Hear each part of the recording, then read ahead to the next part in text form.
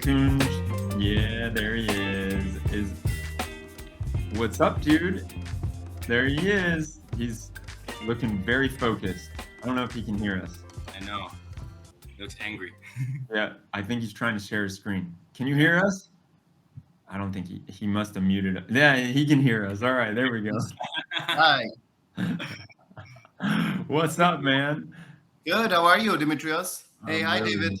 Nice to meet you. How are you? Very good. Very good. Dude, so I'm guessing you're trying to share your screen right now because I don't see it on. Yes, I am trying to share my screen. And there we go. I see it. And I may have to give you the winning talk title. Anytime you start to throw around big numbers in a talk title, you got my attention. So $360,000 question. That is where we're at right now. I love that. Nice. Dude, well, I'm going to kick it off to you. I'll be back in like 25 minutes when you're done, and then I'll ask you some questions. Does that sound all right? Sure. Should we am I what time do we start presenting? Start presenting right now, baby. You're on stage. You're up and running. All good. Yeah. Perfect. You Awesome. good with that, right? Tell me Yes. if you need a minute. I could play us a song. No. I think I don't need a minute. If just let me know when you're putting me live, okay? You already are live. We've been live. Perfect. Awesome. Okay.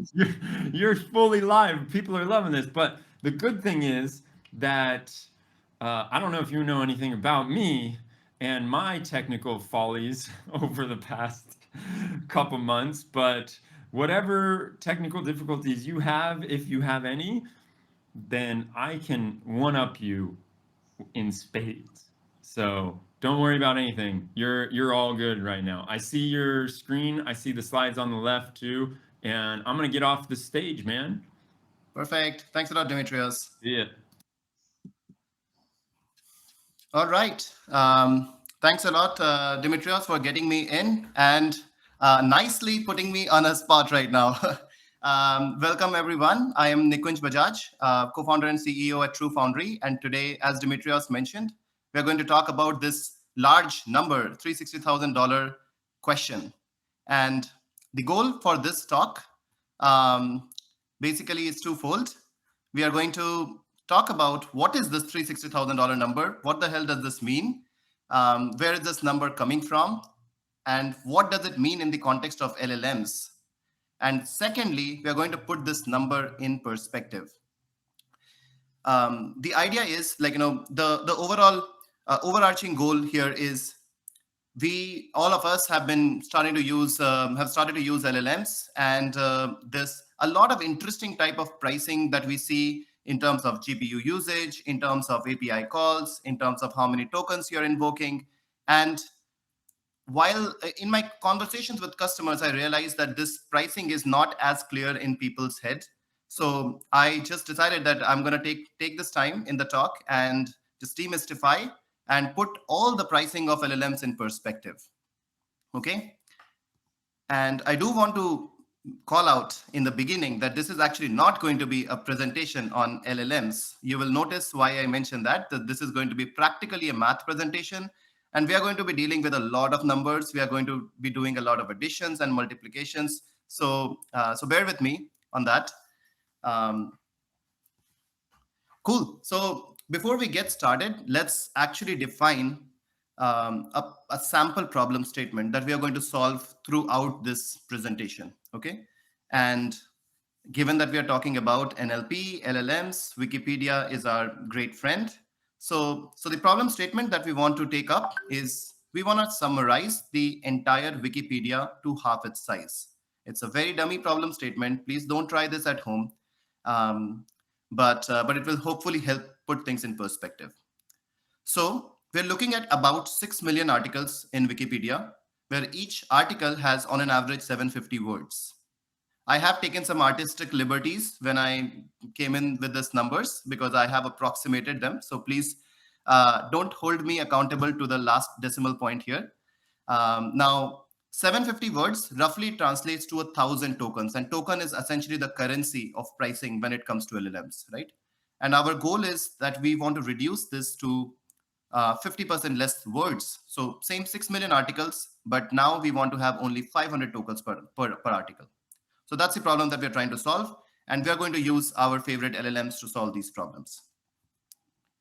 Now, just a quick disclaimer that while I'm focusing only on the cost aspect of running LLMs in this presentation, which LLM to decide that works best for you is completely for you to decide, because there are so many other factors like the quality of response, the latency, the privacy angle to it. So you want to figure out all those, weigh in all those other factors and decide. But in this case, we are going to just focus on the economics around it. All right. So what's our favorite model? Our favorite model is GPT-4. GPT-4 with 8K context length. Let's talk about how are we going to use GPT-4 and summarize our Wikipedia to half its size. So there are two main levers of pricing when we talk about GPT-4. Number one, that you pay for the number of tokens that you send in your prompt. Okay. And number two, you pay for the number of tokens that it sends you in its response. Okay, as simple as that. Now, they charge about $30 for every million token that you send in the prompt and $60 for every million token that it gives you in the response. So in our case, we talked about Wikipedia articles, 1,000 tokens per article, right? So basically 1 million tokens would be 1,000 such articles. Okay. So if you summarize 1,000 articles from 1 million tokens to roughly 500K tokens, what's happening? Let's look at that. And overall, we have 6,000 such blocks of articles, right? So effectively, here's the pricing. You have 6,000 articles. You're paying $30 for the prompt. So roughly, that comes out to $180,000.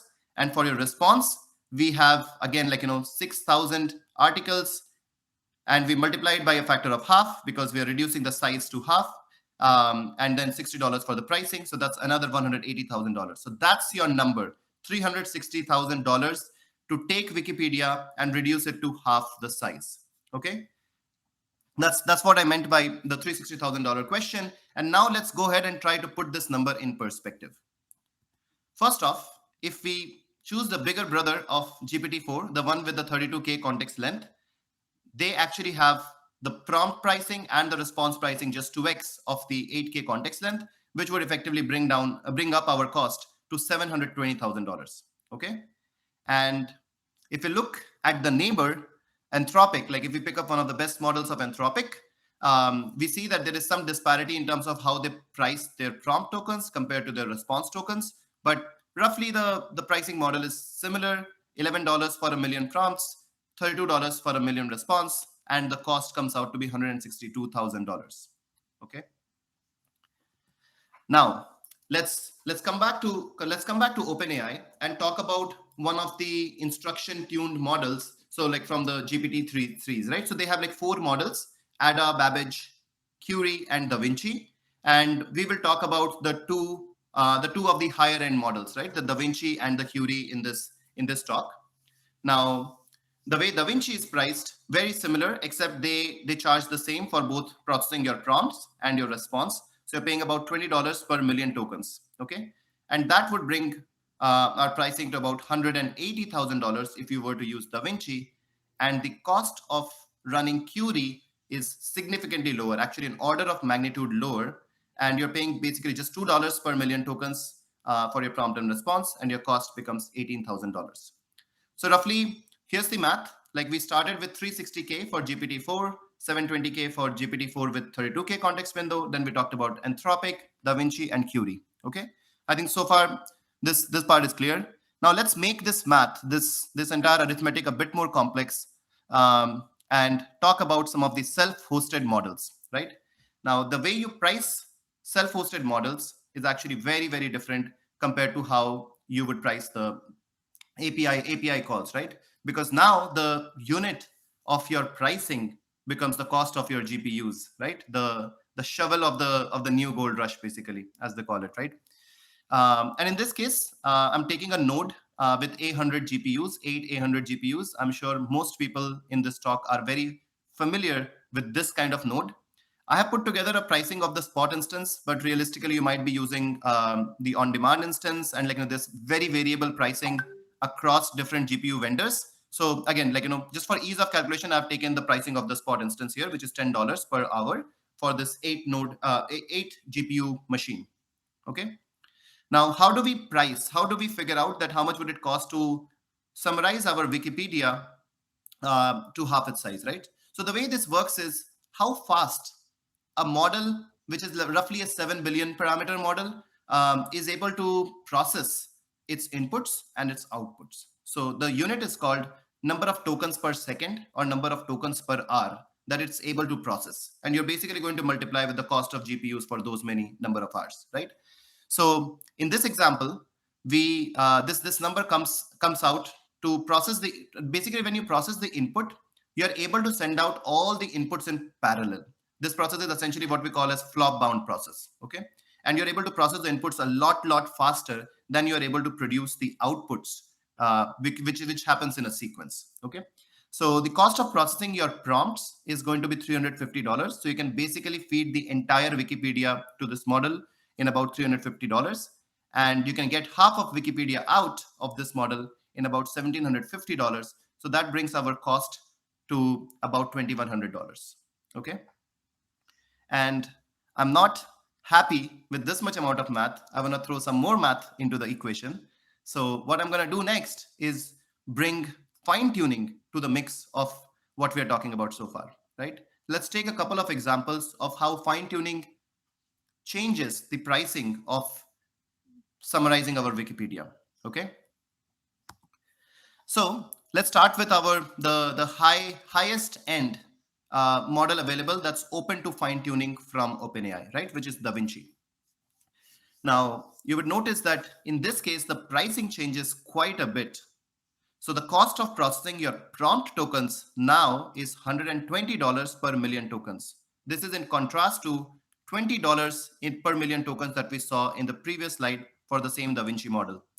And the same price for your producing the responses, $120. Okay. Now, I have also put together the pricing for the actual fine tuning using Wikipedia. So like if you were taking like a Wikipedia size data set and you were fine tuning the model with that, you would roughly be paying this much amount of money. Okay.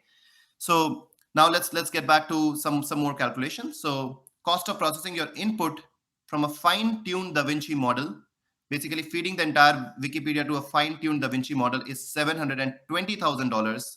And the cost of processing the output is going to be $360,000. If you add in the cost of fine-tuning, that goes over $1.25 million. Okay. So $1.25 million to fine-tune on Wikipedia and summarize it to half its size. That's the API cost that you would be paying. Okay. But DaVinci is a very high-end model. So the default, if you go by the default fine-tuned model with OpenAI, that's Curie. Okay. And as I mentioned, Curie is 1/10 the cost of DaVinci. So on an average, every single number that you see on the slide is slashed by a factor of 10. So $12, $12, $18,000. And this number finally becomes $126,000. All right. And now let's compare this pricing of fine-tuning a Curie model compared to what we had of our self-hosted model, right? The 7 billion parameter model that we were hosting. Now, the good news about this model is whether you're using a fine-tuned version of it or you're using a pre-trained version of it, the cost of processing the inputs and producing the outputs actually does not change. So this remains at $350, this remains at $750, but you will be paying for the cost of fine-tuning. And the speed of training is actually different from processing the inputs and processing the outputs. So roughly, this comes out to be about $1,400, which brings our net pricing to about $3,500 here. Okay. Now let's put all of these numbers that we have seen in perspective. If there is one table that you want to capture from this presentation, it's probably this, that kind of summarizes all the pricing together. There are a few key takeaways that I want us to focus on. So when you're invoking your OpenAI models, right, they're roughly 7x more expensive when you use the fine-tuned versions of them, compared to only 1.6x more expensive when you're fine-tuning an open source model, right? So the way you want to think about, like, at least one factor that you want to consider in your choice of large language models is, would you need to fine-tune, or are you okay with, let's say, a few shot learning or a zero shot learning type of technique? If you want to fine-tune, maybe it would make sense that you consider using some of the open source models. Again, there are a lot of considerations, but at least one to keep in mind. Okay. Secondly, the cost increases 2x if you are increasing the length of your context window. So 32K context is charging, like you're paying 2x more compared to the 8K context window. And lastly, as all of us can imagine, like the much larger models, number of parameters, actually you end up paying a lot more compared to, like, when you work with smaller models, right? So if you have a use case that you can work off of smaller model, that's a lot nicer. Now, this one slide is the only one in the presentation where I'm going to be deviating from my focus on just talking about cost, because I wanted to put some things in perspective. Now, here I'm not presenting our work. Actually, I'm presenting one of the other works from the community, which is done by a company called Moveworks. And what they did was, not only do they talk about the pricing aspect of it, they actually talk about the quality aspect of it. Okay.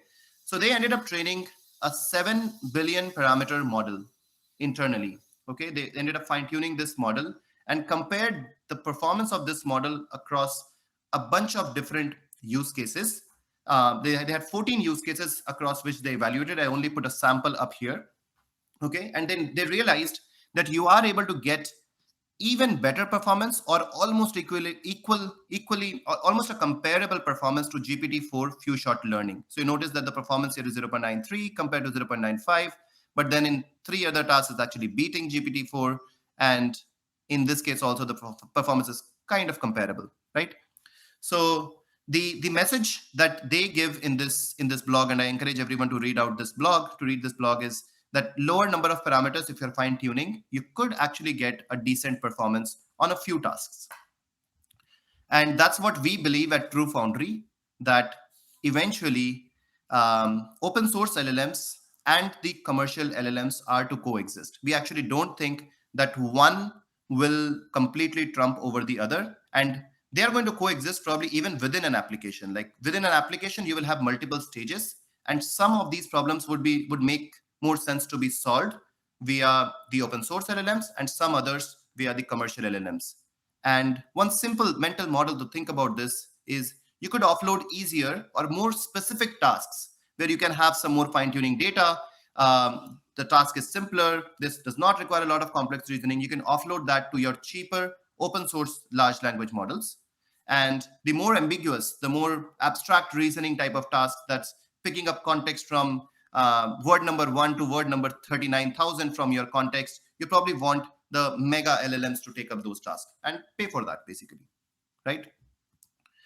And this is where TrueFoundry come in. So like, either you could be using your OpenAI APIs or your commercial APIs, and we help a little bit when you're doing that part. And the second thing is, you might want to focus on open source LLMs, and we help a little bit in this side of your journey as well. So let's talk about how.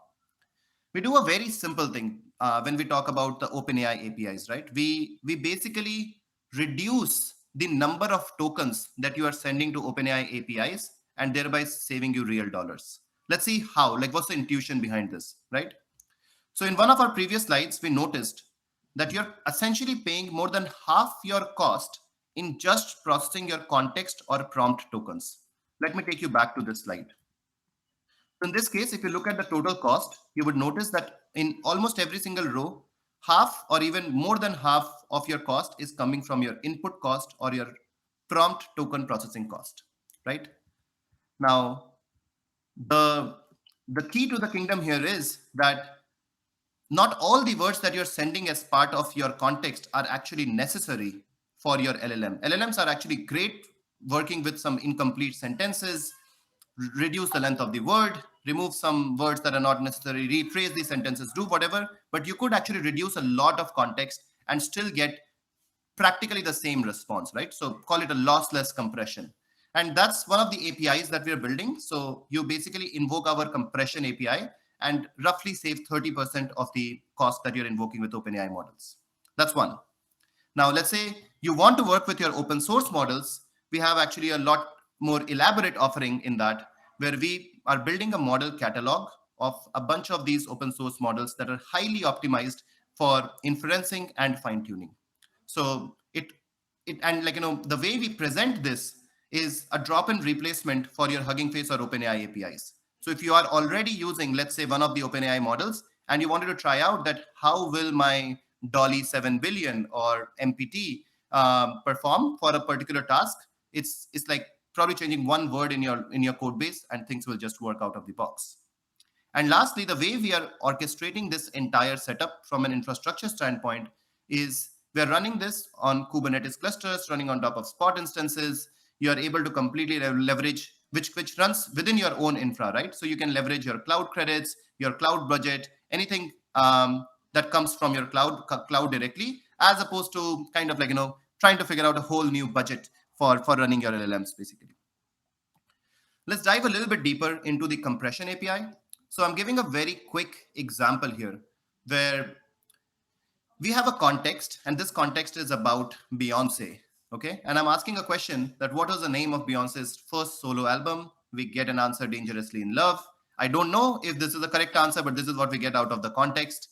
And the number of tokens consumed for this task is 649. Okay. And the humongous cost that you're paying for this operation is $0.001. Okay.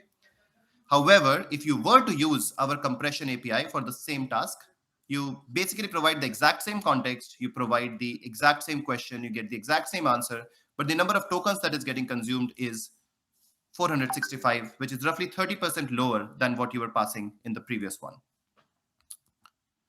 And when you are running your open source models, there are a few things that we are working, and we would love to build the platform together. If some folks are actually using these open source LLMs, we would love to build this thing together with you all. The idea is that we have a model catalog of all these open source models that are ready to be deployed or ready to be fine-tuned. You can very quickly build and deploy your no-code apps. And one of the other realizations in this case is when you're working with LLMs, it's actually not just the LLMs themselves, but the whole ecosystem around it. Because you want to deploy your models, but you may want to run some of your data processing jobs. You may want to have some other Python functions, which are like your pre-processing functions. You may want to deploy a vector database. You probably want to have your data to be read really, really fast to improve on the performance, right? So there's a lot of things that go around to actually build a full-blown LLM app. And the part that we are trying to solve is kind of build the whole ecosystem around it so that you as a developer can have a lot of these problems solved in one place. If any of this sounds interesting to you all, I encourage you all to sign up using this link. And I promise to provide a $200 GPU credit on our platform, and love to work with you all. Thank you so much for listening. $200. Oh man. All right. That's one way to do it. I like it. I like it a lot. So now I got to ask you a few questions. I mean, there's some incredible questions coming through in the chat, and I love it. I think this is so valuable, man. This is one of those things, if you look at the report that we just put out, and I'll throw that on screen in case there's people that have not downloaded this report yet. Go check it out. We just did it. Warning, I am not Gardner, and I am not at all to be seen as someone that writes these reports on a regular basis, but I did spend the last 3 months doing it. And coming back to your talk, the biggest thing that people were mentioning as a challenge or a reason that they're not using LLMs was cost, and how they could not figure out what the ROI was. They could not figure out how much cost it would actually take to do this. And so I think that is so valuable, man. Thank you for putting this together. Appreciate it, Dimitrios. And I don't know if I might have scared people away from using LLMs by giving this talk if cost was the biggest concern for them. Oh man. Yeah, so actually there is something else that I was going to ask about when it comes to the algorithms you're using, or basically I want to know, have you played around with Frugal GPT? Have you seen that one? I have seen the Frugal GPT. I went through some of the optimizations that they have proposed in the paper, Mhm. and like some of the things that we are incorporating, where we are incorporating our compression API are actually we noticed that there was a lot of overlap that we actually put in there. Yeah. Yeah, that's cool. I mean, it looks like great minds think alike. So let's get to some of these questions in the chat. And boop, boop, boop. So Guillaume Bosch is saying that they want you to be their personal finance advisor, and that is, yeah, I'll second that one. That's awesome. If you could do this with my finances, that would be great.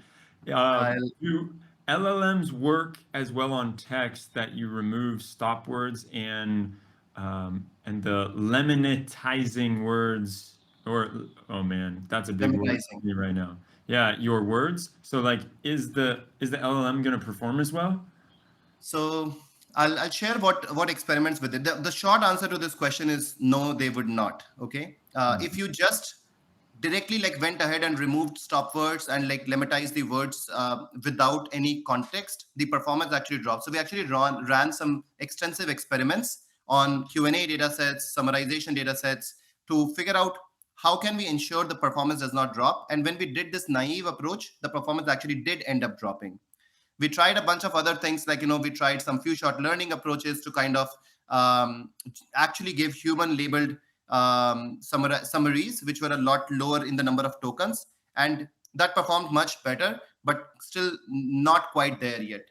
So eventually where we got to much better performance was actually fine tuning one of the LLMs with this specific task, that you learn to not lose context but still reduce the number of tokens basically.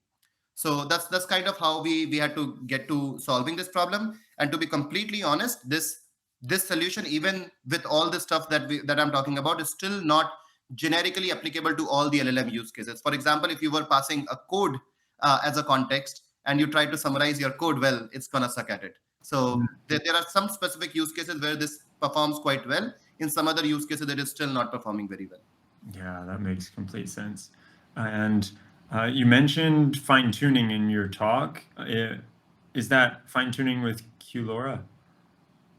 Oh, so this fine tuning that we are talking about is actually a full blown fine tuning, to be honest. But if you were to fine tune it with low rank adaptations and stuff, like this would be a lot cheaper, a lot faster than the numbers that I put together on the slide. Yeah, I feel you. All right. Do you feel like the 7B self-hosted model is capable enough? Um, the No. answer to that question is always on the task that we are talking about. I don't think that the 7 billion or the 13 billion models themselves are generically capable, and like nowhere close to being capable to the larger commercial counterparts, right? But what we have seen is sometimes, because commercial LLMs are so generic, they work well in all the use cases. We actually try to throw these LLMs at every problem that we're trying to solve in this context. And what I've realized is that for simpler problems, it probably makes more sense to have like these smaller models fine-tuned to that specific use case. For example, if you were to just figure out one of the 4 classes that you want to get, you would still probably in your workflow today throw a prompt at it and say that, okay, figure out which class does this thing belong to. But problems like those, you could actually get practically the same performance using the smaller LLMs. Dude, awesome. Thank you so much for this. And it is such a big question. I mean, it is something that everyone is thinking about and wondering. And I know that one person in the report mentioned how just because you add AI capabilities to your product doesn't necessarily mean that you get to charge more for those capabilities. And so the cost of you running these new AI capabilities you have to basically take out of your margin. And so, yeah, that's something to think about. You really want to know how much you're going to be losing off the margin if it is something that is big. And I just noticed the other day on Notion, the free Notion now you can't do the AI stuff. It doesn't have the AI capabilities, and so I realized that was probably because it cost them quite a lot of money to be running that AI stuff. For sure, yeah, absolutely. So, dude, Nikunj, thank you so much. And if anyone wants to check out more of what you are doing, I am going to just show them that they can go to the solutions tab right here and find out all kinds of cool stuff about what you're doing at TrueFoundry. Check out that virtual booth, man. That's looking good. And you've got some cool things for people to go off of. So feel free to look at that, have a peek. And now I'm seeing myself inside of a picture of myself. This is going to get a little bit confusing in a minute. So, all right, man, I'll let you go. Okay. And for any more questions, Manoj is asking you a question, so I think you're going to go into the chat right now. Otherwise, you're also in the MLOps community Slack, so just tag Nikunj and let him know that that you got questions. All right. So thanks, man. All right. Thank you so much, Dimitrios. Thank you so much, everyone, for listening. Take care. Bye.